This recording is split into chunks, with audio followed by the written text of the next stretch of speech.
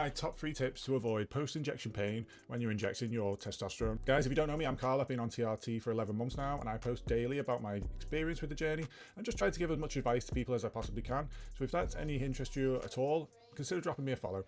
So tip number 1 is, while you're getting ready to do your injection, is just warm your vial of testosterone up slightly.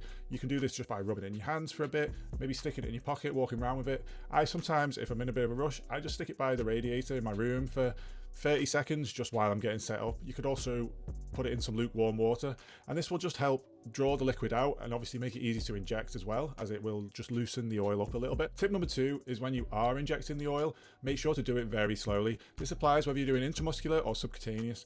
Take your time with the injection. Don't just push down on the plunger and get it over with as quickly as possible, because that is going to cause a lot more pain if you do it that way. So do it just very slowly, guys.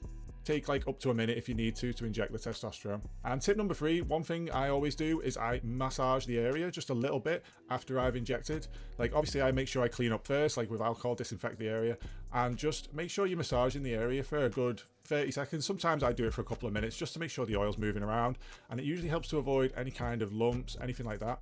You could also, if you have the time, jump in a warm shower. Again, that can just kind of help ease the pain afterwards, but I've not really found that necessary. But yeah, those are my top 3 tips for avoiding post-injection pain. I've been doing all these things for pretty much the entirety I've been on testosterone replacement therapy, and I've never really had any issue with post-injection pain. So if you do these things, they should help you out. As always, guys, if you found the video useful, drop a like and consider giving me a follow.